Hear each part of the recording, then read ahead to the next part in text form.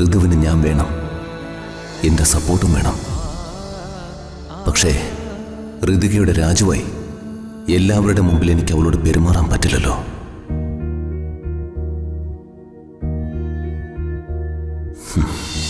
അതെനിക്ക് പറ്റിയ തെറ്റാ.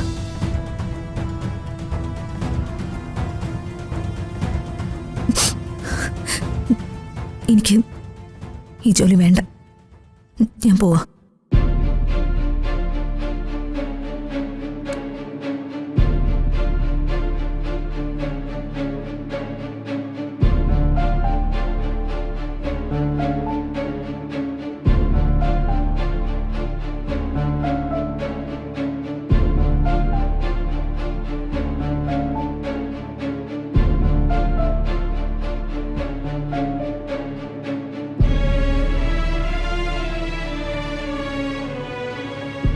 എവിടെ പോകുന്നു? ഞാൻ എവിടെ പോയാലെന്താ? അതൊന്നും ചോദിക്കേണ്ട കാര്യം രാജുനിപ്പോ ഇല്ലല്ലോ. രാജു എന്നെ വിളിക്കാൻ പാടില്ല.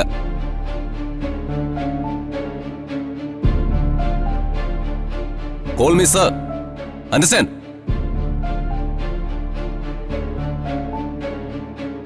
ഞാൻ അങ്ങനെ വിളിക്കില്ല. എന്നാ നിന്നെ കൊണ്ട് ഞാൻ അങ്ങനെ വിളിപ്പിക്കും. നീ വിളിക്കും. ഈ കമ്പനിയിൽ ഞാൻ ജോലി ചെയ്താലല്ലേ അങ്ങനെ വിളിക്കേണ്ടത്. എനിക്ക് ഈ കമ്പനിയിലെ ജോലി വേണ്ടെന്ന് ഞാൻ പറഞ്ഞില്ലേ. നിക്കവിടെ.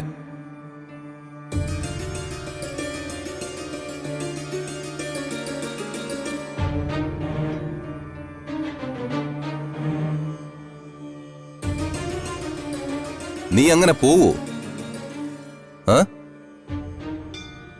സ്വാമി സർ, ഇവള് നമ്മുടെ എഗ്രിമെന്റിൽ സൈൻ ചെയ്തില്ലേ? ചെയ്തു സർ. എഗ്രിമെന്റിലെ കണ്ടീഷൻസ് ഒക്കെ ഇവളോട് പറഞ്ഞിട്ട് തന്നെയല്ലേ സൈൻ ചെയ്യിപ്പിച്ചത്? ആദ്യമേ പറഞ്ഞതിന് ശേഷമാണ് സാറേ സൈൻ ചെയ്യിപ്പിച്ചത്.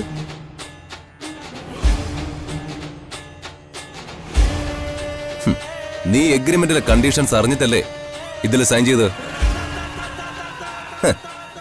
ഒരു വർഷമെങ്കിലും ഈ കമ്പനിയിൽ നീ ജോലി ചെയ്യാതെ പിരിഞ്ഞു പോയാൽ 10 ലക്ഷം രൂപ കമ്പനിക്ക് നഷ്ടപരിഹാരം തരണമെന്നതാണ് കമ്പനിയുടെ എഗ്രിമെന്റ്.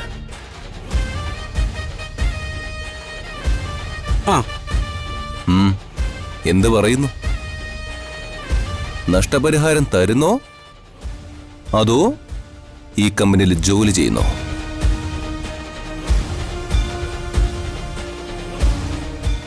ദൈവമേ, ഋതു റിസൈൻ ചെയ്ത് പോവല്ലേ? പറയേ, എന്ത് പറയുന്നു? ഇപ്പോ മോൾക്കൊരു ജോലി വലിയ അനുഗ്രഹമാണ്. ആരുടെയും മുമ്പിൽ കൈനിട്ടാതെ നിനക്ക് ആത്മാഭിമാനത്തോടെ ജീവിക്കാമല്ലോ. അച്ഛാ, നമ്മൾ തിരിച്ചു വരും അച്ഛാ. നഷ്ടപ്പെട്ടതൊക്കെയും നമ്മൾ വീണ്ടെടുക്കുകയും ചെയ്യും.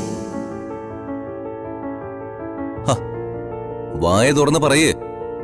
10 ലക്ഷം തരാനൊന്നും എന്റെ ഇല്ല. ഞാനിവിടെ ജോലി ചെയ്തോളാം.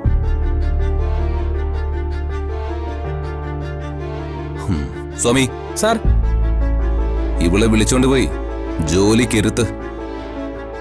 ഓ ഓ ഓ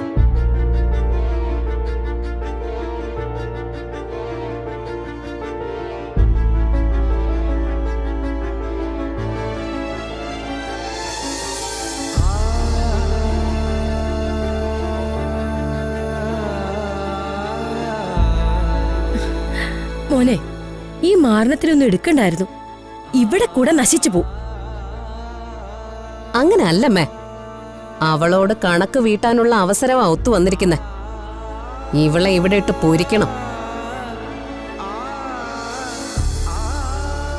ഇവളെ പൊരിക്കാൻ ഇവിടെ ഞാനുണ്ടല്ലോ. അമ്മയും പ്രിയ ചേച്ചിയും വാ, നമുക്ക് സ്റ്റാഫിനെ എല്ലാം ഒന്ന് പരിചയപ്പെടാം. മോനെ, ഞങ്ങളിപ്പോ വരാവേ. വാ. ആ ദേ, ഇത് രാജുവിന്റെ ക്യാബിനിൽ വെച്ചേക്കണേ.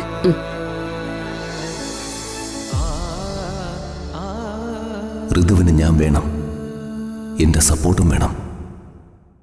പക്ഷേ ഋതികയുടെ രാജുവായി എല്ലാവരുടെ മുമ്പിൽ എനിക്ക് അവളോട് പെരുമാറാൻ പറ്റില്ലല്ലോ.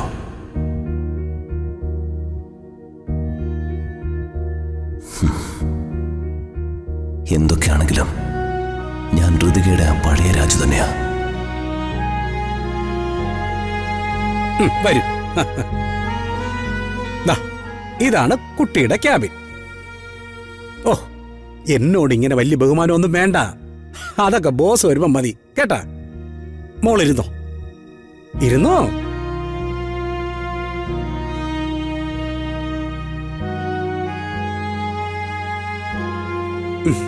ഇനി ഐശ്വര്യമായിട്ട് ജോലി തുടങ്ങിക്കോ.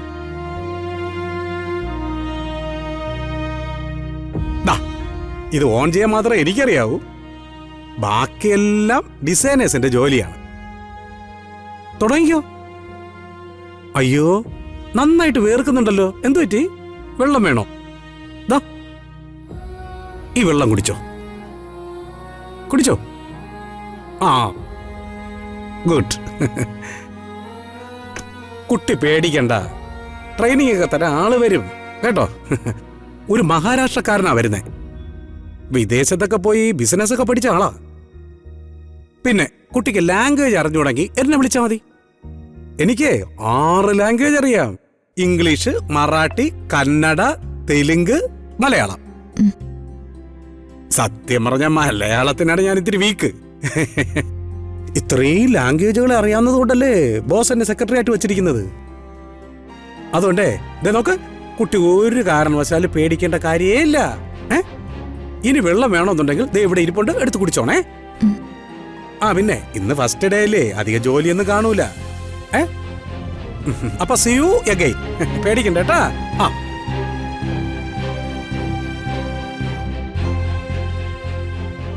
രാജു എന്താ എന്നോടിങ്ങനെ പെരുമാറുന്നത്? രാജുനെ ഞാൻ വേദനിപ്പിച്ചിട്ടുണ്ട്. പക്ഷെ എനിക്കിപ്പോ രാജുനോട് ഒരു ദേഷ്യമില്ല. എൻ്റെ ദേഷ്യമൊക്കെ അലിഞ്ഞില്ലാതായി. ഇപ്പൊ രാജുനും എന്നോടുള്ള ദേഷ്യം ഇല്ലാതായി കാണുമെന്ന് ഞാൻ കരുതിയത്.